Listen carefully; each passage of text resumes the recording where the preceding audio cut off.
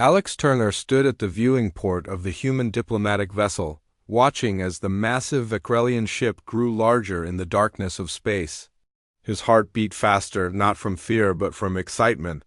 As Earth's leading xenobiologist, this moment represented everything he had worked for his entire life. 5 minutes until docking, Captain Samantha Wright announced from behind him. Her voice was steady, betraying none of the anxiety that must have been coursing through her.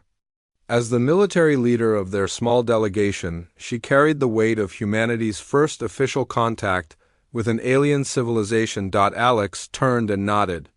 At 5 feet 7 inches, he was the smallest member of the delegation. Next to the captain's 6-foot athletic frame, he looked almost childlike. It had never bothered him before today. "The Vacrelians are big, aren't they?" he said, glancing back at the enormous ship. The preliminary data suggested the aliens averaged 9 feet in height. "Size isn't everything," Wright replied with a small smile. "Remember that." The human ship shuddered slightly as the docking mechanisms engaged. A soft hiss indicated the airlock was forming a seal. Alex took a deep breath and straightened his blue uniform jacket.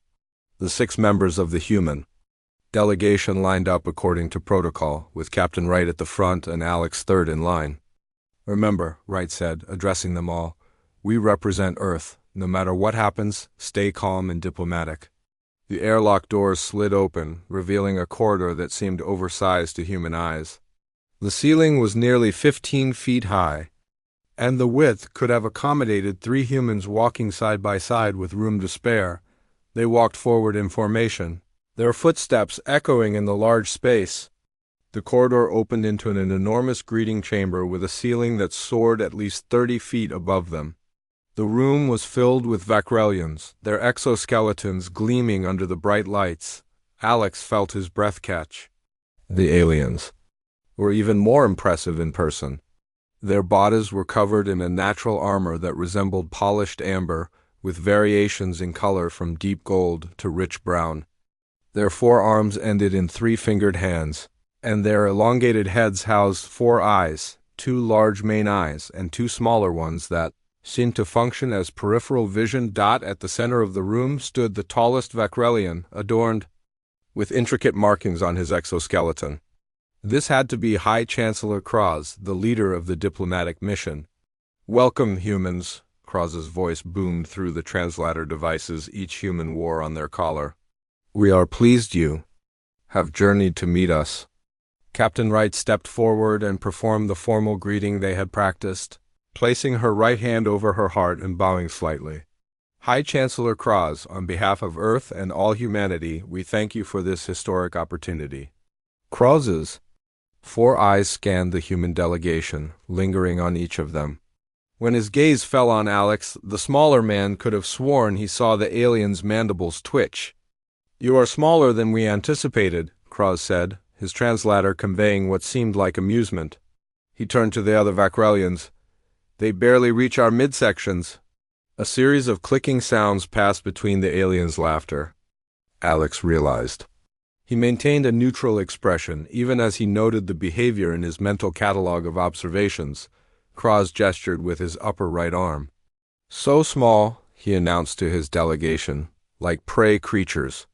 Yet they claim to be apex predators on their world." Captain Wright maintained her diplomatic smile. "Size is just one evolutionary path, Chancellor.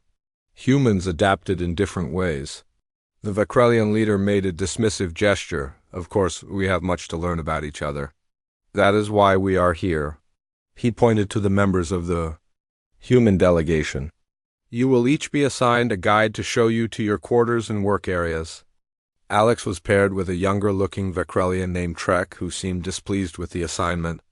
As they walked through the massive corridors, Alex tried to engage his guide in conversation. "The architecture of your ship is fascinating," he said, looking up at the intricate patterns etched into the walls. "How long has your species been traveling in space?" Trek glanced down at him. "Our kind has explored the stars for over 500 of your Earth years." His voice threw. The translator sounded bored. "On our world, creatures your size serve as food for younglings. I cannot imagine how your kind survived." Alex absorbed the insult without reaction. As a scientist, he understood that first contact situations were rarely smooth. Size isn't everything in evolution, he replied pleasantly. Sometimes the most dangerous things come in small packages. Trek made the clicking sound again, a charming sentiment. Here are your quarters. The room was enormous by human standards, with furniture designed for beings much larger than Alex. The bed was nearly twice the size of a king-sized Earth bed, and the chair at the desk would require Alex to climb up to sit in it. The environmental controls have been adjusted to Earth standards, Trek explained, pointing to a panel on the wall. Though I must warn you, our atmosphere has higher oxygen content than what you're used to. You may experience some lightheadedness. Until you adapt. Thank you, Alex said. When will we begin the scientific exchange? Tomorrow, rest now, small one. You will need your strength.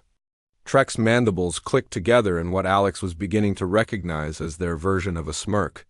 The real work begins in the morning. After Trek left, Alex sat on the edge of the enormous bed and took out his tablet to record his observations. The Vecrelians' behavior matched classic dominance displays seen in larger Earth species looking down, taking up more space, making smaller beings feel insignificant. A message appeared on his tablet from Dr. Lisa Hernandez, the delegation's physician. Meeting in Captain Wright's quarters in 1 hour. The Vecrelians can't monitor there. Alex sent a confirmation and continued his notes. Despite the condescension, he felt a thrill of scientific discovery. The Vecrelians clearly had a society based on physical dominance. They had misjudged humans based on their own evolutionary path. That misjudgment might prove useful. Alex smiled to himself as he remembered an old Earth saying, "It's not the size of the dog in the fight, but the size of the fight in the dog," and humans, as the Vecrelians would soon learn, had been fighting their way to the top of the food chain since. They first stood upright on the African savanna. Alex stood and practiced a few stretches. The higher oxygen content was already making him feel stronger, more alert, an unexpected advantage. He made a note to discuss this with Dr. Hernandez at the meeting. First impressions were important, and the Vecrelians had clearly formed theirs. They saw humans as small, weak, perhaps even prey-like. Alex didn't mind. In his experience as a biologist, the most successful predators were often the ones that didn't look threatening until it was too late. 2 weeks passed aboard the Vecrelian ship. Alex Turner spent his days in the alien research facility, exchanging scientific knowledge with a team of Vecrelian researchers who still treated him with barely hidden disdain. He learned to ignore their towering presence and condescending tones, focusing instead on the fascinating differences between their species. The private meeting in Captain Wright's quarters had established a pattern. Each night, the human delegation gathered to share their observations and concerns away from Vecrelian monitoring. "They're testing us," Wright said during their latest meeting. "Every interaction is designed to establish dominance." Dr. Lisa Hernandez nodded in agreement. "It's ingrained in their culture. Their entire social structure is based on physical prowess." Alex had noticed something else during his time on the ship. Has anyone else felt different physically? Stronger, maybe? Faster? "I've been monitoring our vitals," Dr. Hernandez confirmed. "The atmospheric composition here is affecting us. The higher oxygen content and slightly reduced gravity is enhancing our muscle efficiency. We're about 15% stronger than we would be on Earth with improved reflexes."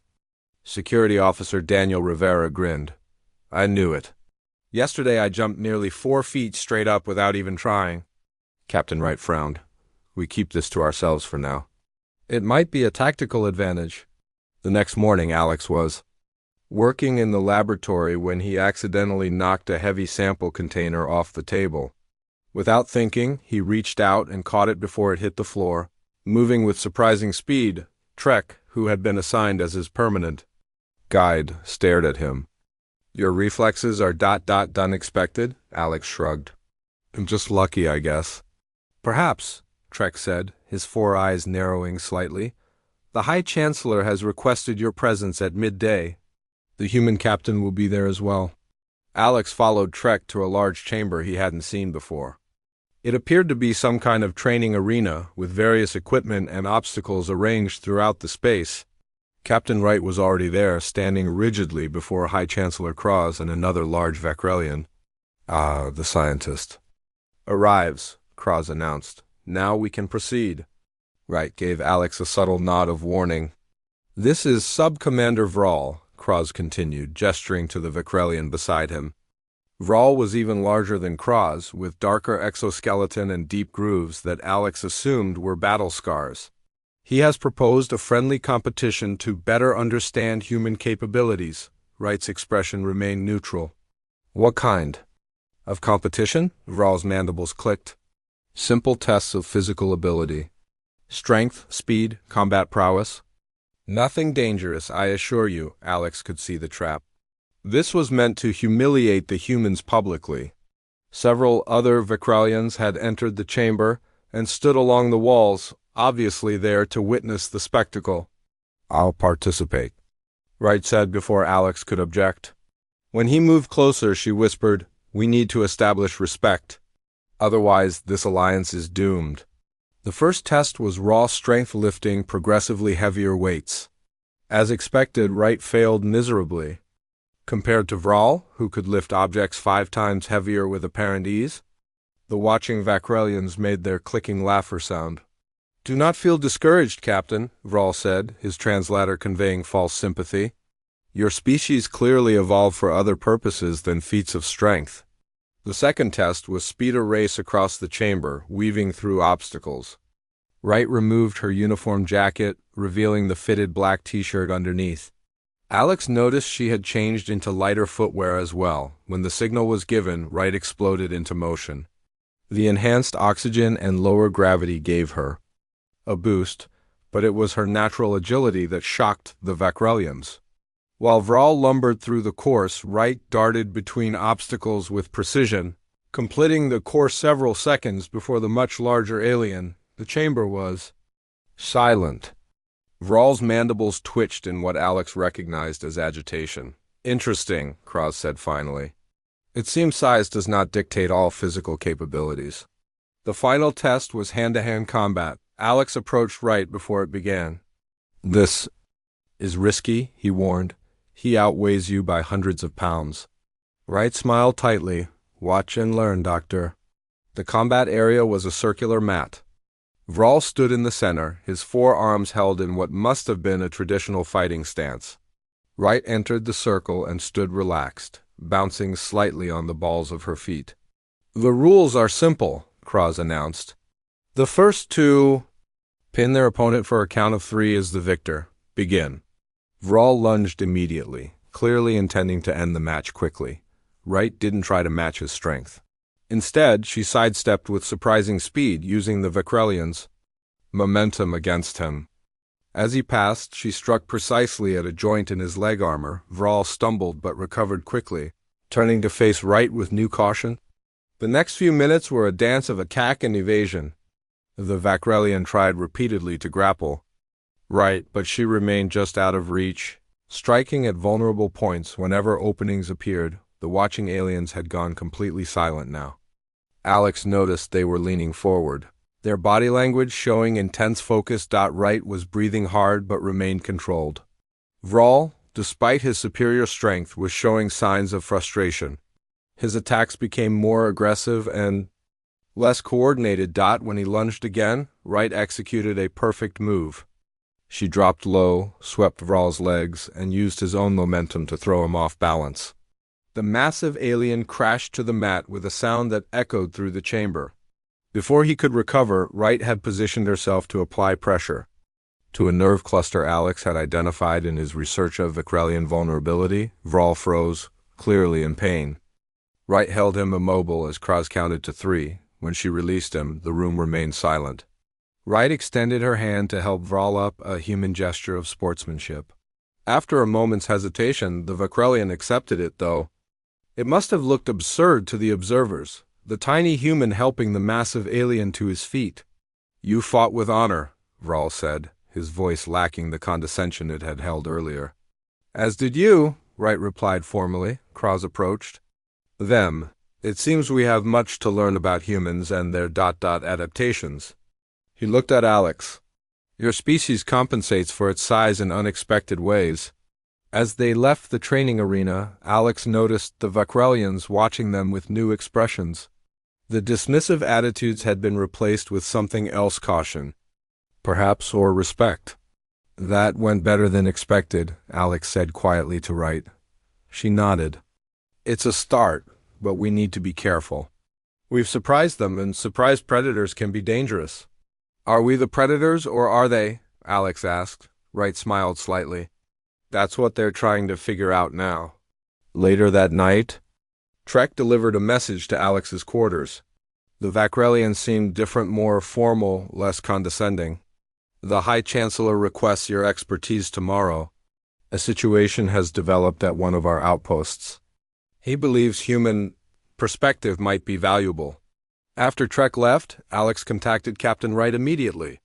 Something had changed in the Vakrelians' assessment of humans. Whether that would work to their advantage or create new problems remained to be seen. The mood in the High Chancellor's chamber was tense. Alex stood beside Captain Wright and Security Officer Daniel Rivera as Kraz explained the situation. One of our mining outposts on the nearby moon has gone silent, Kraz said, his normally confident voice now tight with concern. The last transmission reported an incident with an escaped specimen of predatory species we captured for study. Alex noticed how the other Vakrelians in the room shifted uncomfortably at the mention of a predator. Despite their imposing size and natural armor, their species clearly had deep-seated fears of being hunted. What kind of predator? Alex asked. Kraz gestured to a display screen. An image appeared of a six-limbed creature with mottled gray-green skin. It had multiple eyes set around a circular mouth filled with needle-like teeth. Its body was low to the ground but muscular, built for speed and stealth. The Krex, Kraz explained. A pack hunter from the Gala system? This one was captured alone, but even a solitary Krex is extremely dangerous. They possess adaptive camouflage and can move through tight spaces. How many of your people are at the outpost? Wright asked. 23 miners and 5 security personnel, Kraz replied. We've lost contact with all of them. Alex studied the image of the Krex more carefully. You said it can move through tight spaces? Yes, their skeletal structure is flexible. They can compress their bodies to fit through openings that seem too small for them. Kraz turned to face the humans directly. That is why I have requested your assistance. Your smaller size may allow access to areas our warriors cannot reach. Alex exchanged glances with Wright and Rivera. The request was clearly difficult for the proud Vakrelian leader to make. We'll help, Wright said simply. 6 hours later, Alex found himself aboard a Vakrelian shuttle approaching the gray, cratered surface of the moon. Beside him sat Wright and Rivera, along with Trek and 2 Vakrelian warriors named Gratz and Yorn. The outpost is built into a natural cave system, Trek explained as they descended. The miners extract rare minerals used in our technology. The shuttle landed on a flat area outside the outpost entrance. Everyone donned breathing apparatus, as the moon had only a thin atmosphere. Alex noticed that the Vakrelians' equipment was much bulkier than the efficient human masks. The entrance to the outpost was a large airlock built into the rock face. When they cycled through, they entered a dimly lit corridor. Emergency lights cast red shadows on the walls. The air inside was breathable but thin. Life support is still functioning, Trek noted, removing his breathing mask. But communications are down. They moved deeper into the outpost.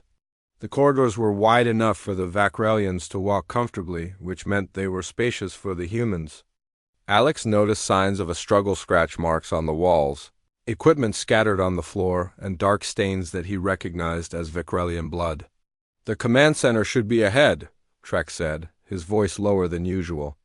The 2 Vakrelian warriors moved with their weapons raised, scanning every shadow. When they reached the command center, they found it sealed from the inside. Trek used an override code to open the door. Inside, 7 Vakrelians huddled together. They looked up with a mixture of fear and relief when they saw their rescuers. The outpost commander, a Vakrelian named Jack, hurried toward them. "Chancellor, Kraz sent help. We've been trapped here for nearly 2 days." "What happened?" Wright asked. Jack's 4 eyes darted nervously to the door. "The Krex escaped during a power fluctuation. It killed 3 security officers immediately. Then it disappeared. Into the ventilation system." He pointed upward at the large ducts that ran along the ceiling. "It hunts from there. We can hear it moving at night." "How many survivors?" Trek asked. 12, including us 7 here. The others are barricaded in the mess hall on the lower level. We lost contact with them yesterday." Alex had been examining the room while they talked. He spotted the security monitors. "Do these still work?" Jack nodded. "Yes, but the cameras in the outer sections are offline." Alex moved to the console and began reviewing the footage. The others gathered around him, the Vakrelians having to bend awkwardly to see the screens. The recordings showed the Krex moving with frightening speed through the corridors. It would appear suddenly from a vent, attack, and disappear again before the victims could react. Its skin changed color to match its surroundings, making it nearly invisible until it struck.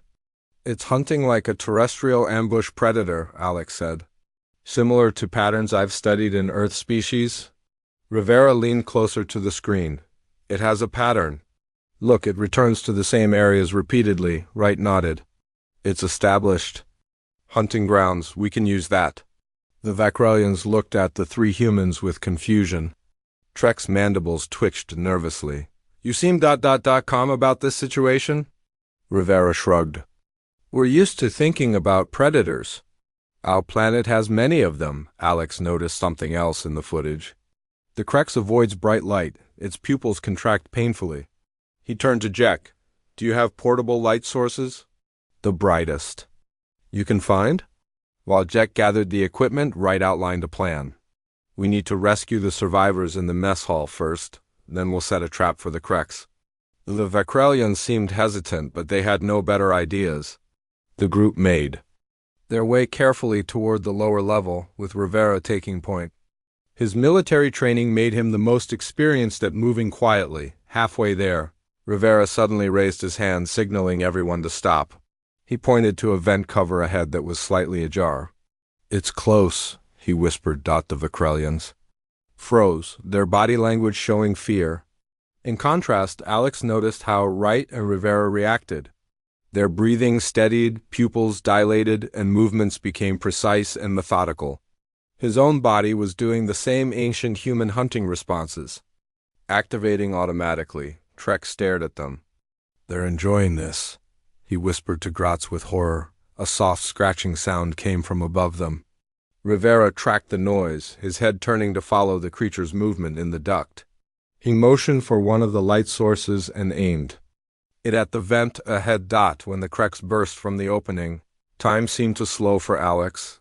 The creature was more terrifying in person, its multiple eyes gleaming, mouth open to reveal rows of teeth. It leapt directly at Yorn, the largest of the Vakrelian warriors. Rivera reacted instantly, firing the high-intensity light directly into the Krex's eyes. The creature screeched and veered away, slamming into the wall. Before it could recover, Wright was moving, using a stun baton Kraz had provided. The Krex dodged her first strike and slashed at her with its claws. Wright jumped back, the claws missing her by inches. The creature turned to flee back into the vent. Without hesitation, Alex stepped into its path. He dropped to one knee, making himself a smaller target while bracing for stability. The Vakrelians watched in horror, thinking he was surrendering to death. Instead, as the Krex lunged at him, Alex raised a specialized dart gun he had prepared from the outpost's medical supplies. His hand was perfectly steady as he fired, the dart striking the creature in its exposed underbelly. The Krex thrashed for several seconds before the sedative took effect. It collapsed just inches from Alex, its claws scraping harmlessly against the floor.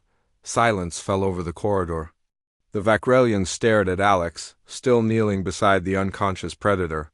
Their mandibles hung open in what Alex recognized as their expression of shock. "How did you know where to aim?" Trek finally asked. Alex stood up slowly. I studied its anatomy from the security footage. All predators have vulnerabilities. You put yourself in danger deliberately, Yorn said. As bait, Wright smiled slightly. That's what humans do. We understand predators because we are predators. The Vakrelians looked at the three humans with new eyes, not as small, weak creatures, but as something more dangerous than they had ever imagined. Back on the main Vakrelian vessel, everything had changed. The story of the humans' actions on the mining outpost spread quickly among the crew. When Alex walked through the corridors now, the Vakrelians no longer looked down at him with disdain. Instead, they moved aside, their four eyes following him with a mixture of curiosity and wariness. Hi. Chancellor Cross had formally thanked the human delegation for saving the miners. The Kreks had been safely contained and transferred to a more secure facility. All survivors from the outpost were recovering in the medical bay. Alex sat in the ship's observation lounge, working on his research notes when Trek approached. The Vakrelian carried 2 containers of liquid, offering one to Alex. A beverage from my homeworld, Trek explained. Non-toxic to humans, according to your physician. Alex accepted it with a nod. This kind of gesture would have been unthinkable 2 days ago. Thank you. Trek settled into a seat designed for Vakrelian proportions, looking awkward as he tried to position himself at Alex's eye level rather than towering over him. Your species is disturbing, he said bluntly. Alex raised an eyebrow. That's an interesting opening to a conversation. I mean no offense, Trek clarified. It is merely an observation. You show no fear when faced with predators. You analyze, strategize. Even your physical responses seem designed for hunting. That's because they are, Alex said. He took a sip of the beverage, which tasted like a mix of citrus and spices. Humans evolved as persistence hunters. Persistence hunters? We weren't the strongest or fastest predators on our world, Alex explained, but we could track prey for days. We would follow until stronger animals collapsed from exhaustion. Trek's mandibles clicked softly. Your entire species hunted this way? For most of our evolutionary history, yes. We developed special adaptations for it. Alex pointed to his eyes. Forward-facing eyes for depth perception and tracking. Our bodies can cool themselves through sweating, allowing us to run for hours while other animals overheat. We have exceptional endurance and coordination. As they talked, Captain Wright and Dr. Hernandez joined them. Word of the unusual conversation had spread, and several other Vakrelians gathered nearby, listening with evident fascination. The most important adaptation might be our brains, Dr. Hernandez added. Humans can create detailed mental maps, predict animal movements, and plan complex hunting strategies. Wright demonstrated human throwing accuracy, a simple skill the Vakrelians had never mastered with their jointed limbs. She casually tossed a small object across the room, landing it precisely in a disposal unit. You can kill at a distance, Cross observed, having silently joined the growing audience, while remaining safely out of reach. Rivera, who had also arrived, nodded. Throughout our history, the smallest human hunters were often the deadliest, more agile, better at moving silently. The revelation that humans not only ate meat but enjoyed hunting caused several Vakrelians to step back. Their society had evolved from herd herbivores who developed intelligence and technology primarily to defend against predators. The concept of a predatory sentient species disturbed them deeply. This explains much about your behavior on the outpost, Cross said. When the Kreks attacked, you did not flee or freeze as our people did. You became more focused, more alert. Adrenaline response, Dr. Hernandez explained. When humans face danger, our bodies prepare us to fight or flee. Heart rate increases, senses sharpen, reaction time improves. She displayed medical scans showing human adaptations for predation-specialized vision, hearing tuned to detect prey movements, and neural pathways optimized for tracking and killing. Your entire nervous system is built for hunting, she explained. To the increasingly uncomfortable aliens. As days passed, the cultural exchange deepened. The humans learned that Vakrelian society valued physical strength because it had once been their only defense against predators. Their technology developed primarily for protection, only later expanding to exploration. We eliminated all dangerous predators from our homeworld thousands of years ago, Trek explained during one conversation. Many of our people have never seen a true predator before the Krex incident. That explains the panic when it escaped, Alex noted. Your people had forgotten how to respond to being hunted. The Vakrelians began to study human history with new interest. They were horrified by Earth's wars but fascinated by human resilience. They couldn't understand how a species so physically vulnerable had survived so many threats. Your kind turned your predatory nature against each other? Kraz asked during a formal dinner event. Sometimes, Wright admitted. But we also channel it into protection. The strongest human drive isn't to hunt, it's to protect our communities. One evening, Alex was invited to observe a Vakrelian cultural ceremony. The massive aliens performed a ritual dance that mimicked ancient defensive formations against predators. Watching them move in perfect coordination, Alex understood better how their society had formed. After the ceremony, a young Vakrelian approached Alex with a small device.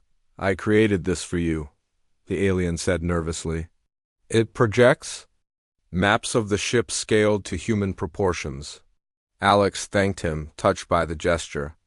Similar interactions were happening throughout the ship as the two species found common ground despite their differences. During a shared meal, Trek finally asked the question that many Vakrelians had been wondering. If humans are predators by nature, why do you not wish to dominate us? You clearly have capabilities we lack. The human delegation exchanged glances. It was Rivera who answered. The best human hunters were never the ones who killed the most. They were the ones who kept their families fed and safe. He gestured around the table. We're looking for allies, not prey. This simple statement seemed to ease tensions that had been building. The Vakrelians began to understand that human predatory instincts were tempered by other traits: cooperation, empathy, and the desire for peaceful exchange.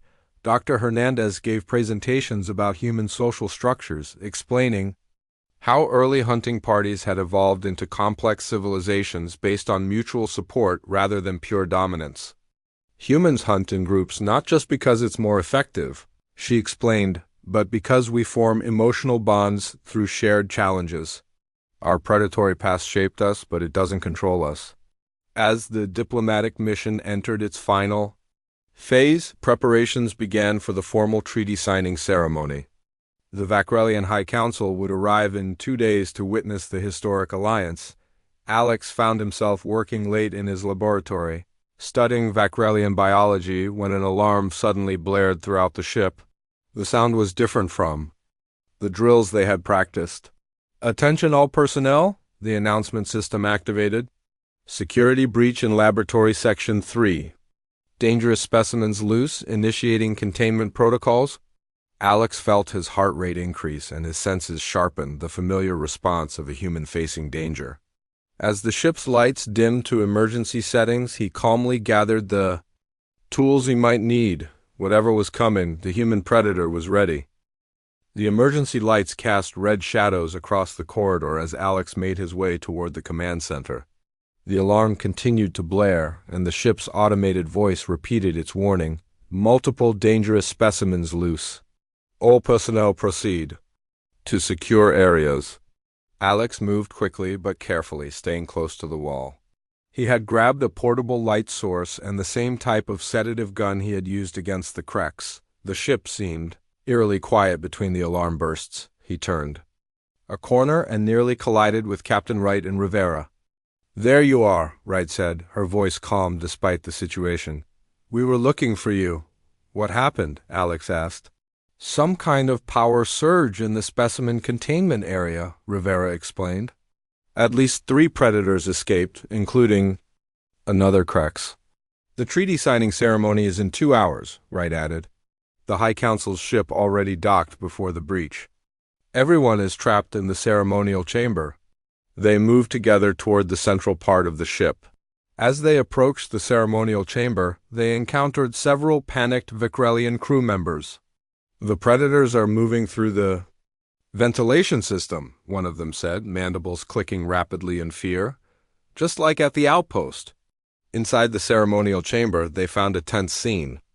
About 30 Vicrelians were gathered, including High Chancellor Kraz and the recently arrived council members. Trek hurried over when he saw the humans enter. "The security systems show the specimens moving toward us," he reported. "They are hunting the largest concentration of potential prey." The Vicrelian warriors had taken defensive positions, but Alex could see their uncertainty. The ceremonial chamber was too large for effective defense, with multiple entry points and ventilation ducts. While the Vicrelians debated strategies, the three humans exchanged glances and began to prepare without discussion. Wright retrieved emergency supplies from a wall panel. Rivera secured the room's most vulnerable entry points. Alex studied the chamber's layout, identifying the most likely access routes for the predators. "They'll come through there. And there," Alex said, pointing to 3 ventilation covers high on the walls. "The ducts are large enough for the Kreks to move freely." Kraz approached them, his usual commanding presence diminished by obvious concern. "Our warriors will defend the council." "With respect, Chancellor," Wright said, "your warriors are trained for open combat, not hunting predators in enclosed spaces. What do you suggest?" Kraz asked, without the condescension that would have been in his voice a month ago. "Let us handle this," Wright said. "We need your people to remain calm and stay together in the center of the room." The Vicrelians looked doubtful, but Kraz nodded. "Do as the humans say," he ordered. Wright quickly assigned positions. "Rivera, take the left vent. I'll cover the right. Alex, the center one." They moved to their positions, each carrying makeshift weapons and light sources. The other humans from the delegation helped position the Vicrelians in a defensive formation.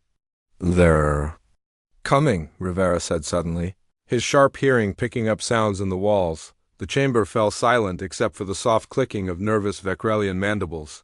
Alex focused on the vent above him, his body naturally slipping into the hunter's. State heart steady, breathing controlled, senses heightened. The attack came with frightening speed.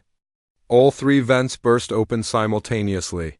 2 Kreks and a serpentine creature Alex didn't recognize dropped into the room. The Vicrelians reacted with alarm, some freezing in place, others backing away.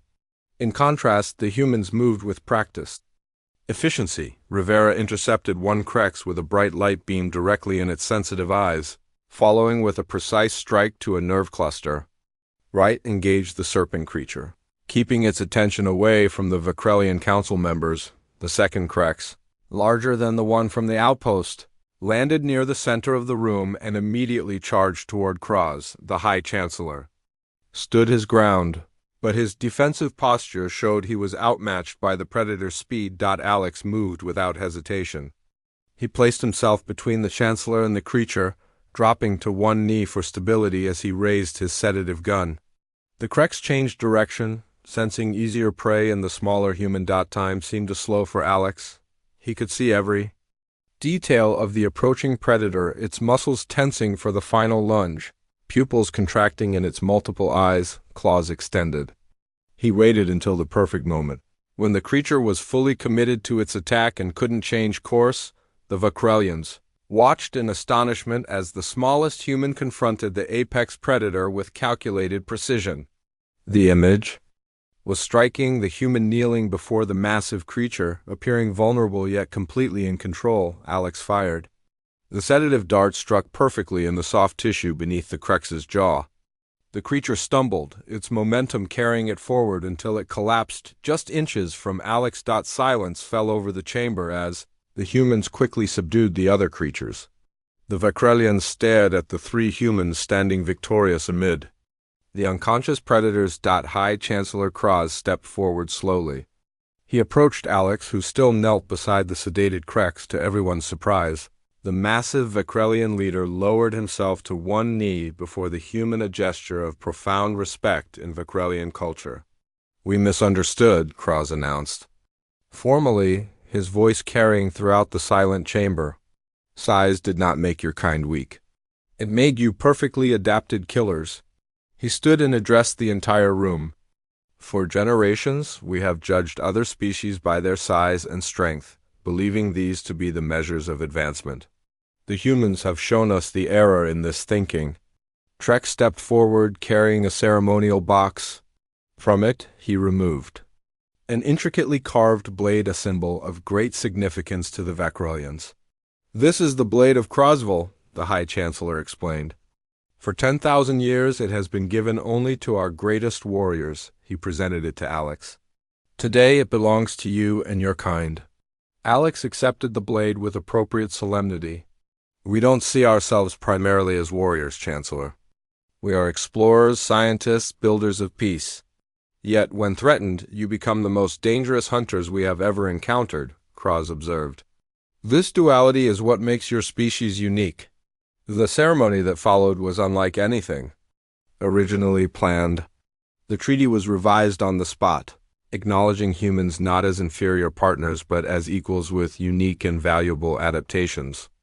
The Vakrelian Council members, initially skeptical of an alliance with such a small species, now saw the wisdom in having humans as allies rather than potential enemies. As the formal proceedings concluded, Trek approached Alex privately. "When we first met, I called you Small One and wondered how your kind survived," he said. "Now I understand." "What do you understand?" Alex asked. "That the most dangerous predator is the one you underestimate." Trek's mandibles formed what Alex now recognized as a Vakrelian smile. "We will not make that mistake again." The human delegation prepared to return to Earth, their mission accomplished beyond all expectations.